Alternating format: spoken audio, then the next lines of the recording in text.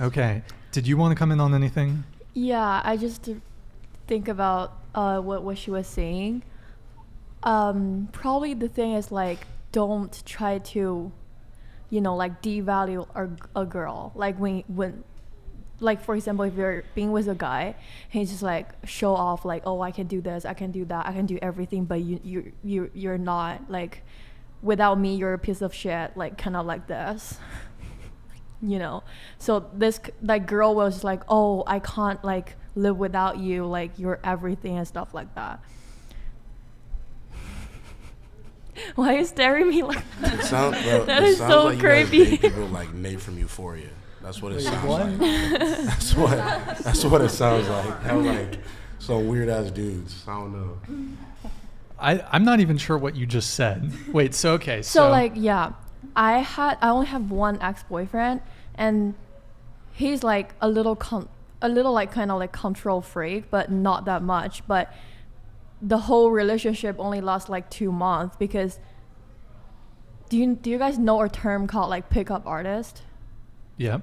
Yeah, he's kind of like that. Like he was a senior and I was a freshman, and he's like, oh, I knew everything here and I can show you around and stuff like that. And and I was so innocent, and I just like, it was the first time I came to this country, so it's kind of like, I don't know, he's kind of like controlling my life and stuff like that. Yeah. So he kind of like took advantage of you in a way. Right? What? I said he kind of took advantage of you in a way then, right? Yeah. Kind of. And I don't know, the craziest thing is like, I just moved into a new apartment and I got randomly assigned with a roommate. And we were just out talking about like ex-boyfriend and dating and stuff. And found out my ex-boyfriend was like talking to my new roommate last month. And my new roommate, she's like, oh, I didn't like continue to talk to this guy because like this guy just feels like is not a good person, like being lying the whole time and stuff. So I was like, Okay. Good times. Did Joseph, did you two guys get a chance to answer the question? So do you have any gripes when it comes to dating, relationships? I just want to say, when you're like talking to someone, I think it's like in our culture, like men are supposed to, like, I heard you say on another episode that men are supposed to initiate everything. Like, if you're gonna talk to someone on social media, like talk to them the same way in real life too. And I'm not talking about like, the sexual content. Just like if you're gonna have like in-depth conversation in real life, but then like you see that person in a group setting around people and you don't really talk to them, it's kind of weird. And it's like, that's the one thing I've always had a pet peeve with. It's like, because you're super excited about a girl that you're talked to through social media, this and that, and then comes to like reality, and it's like, did I do something wrong? What's going on? And it's just, that's one thing I've always like, and it goes both ways too. It's like you can't, even as a guy, you can't do that to a girl. So, what can you elaborate a little bit on that? Is there like a specific scenario that you had? I think it was a girl I was talking to like about she was like just a little closer. I was a girl I was talking to like two years ago before I started dating my ex-girlfriend, and like she was like super cool, super like interesting to talk to. I'm not saying that girls aren't interesting to talk to, but like certain people through social media are just not fun to talk to because there's just, the replies are blank. But she like actually had some interesting thoughts, and we like had good conversations.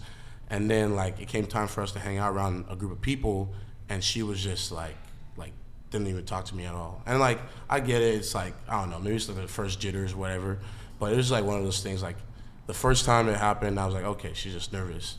And then the more we hung out with people and whatnot, it was like the same thing, and I was like, it's so pointless. Are we like dating on the internet? Is it like, so I just like, that's the one gripe I have with like just dating culture. I'm like the worst person to talk about dating because I haven't dated anyone in like a while, but that's like the one thing like moving forward with like whoever I'm interested in the future, that I want to make sure that they're humans in real life, not just like social media as well.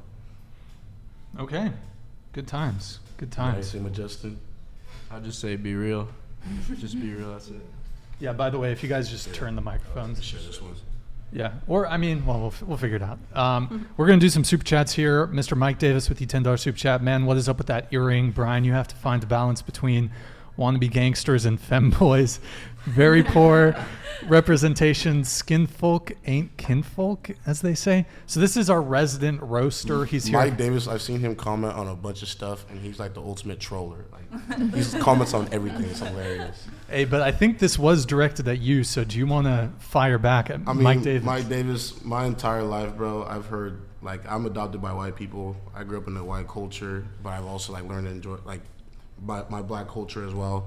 And I've learned to balance, like, what I like. You know what I'm saying? I don't feel like, it sounds corny to say, like, fitting in a box of gangster. I grew up in the suburbs, bro. I'm not a gangster. Like, I just like what I like, you know? So I like these earrings. And sorry you don't like the Mike Davis.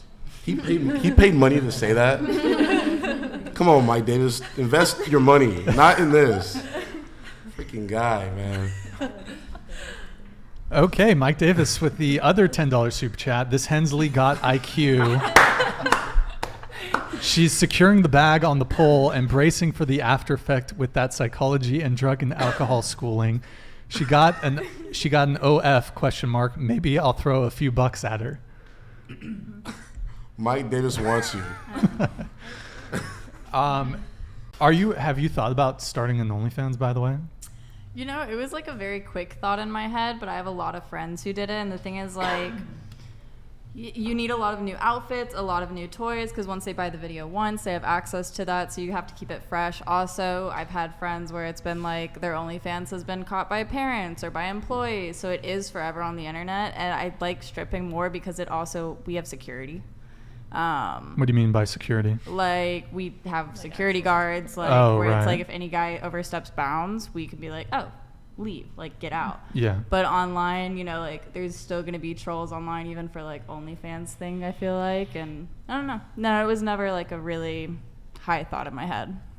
Okay. On the topic of OnlyFans, I'd like to take this moment to announce that I have acquired onlyfans.com/whatever. That is correct. Yes, I have gotten onlyfans.com/whatever. I don't know what I'm going to put on there yet, but maybe Kiki's going to make an appearance. So just saying, you know, who knows? I think they want to see you on there. They want to see I'm you. never doing that. Never me. I'm never going to be featured on anything like that. But yeah, maybe Kiki will make an appearance. I have no idea what I'm going to do with it, but shout out to OnlyFans for hooking it up with the username.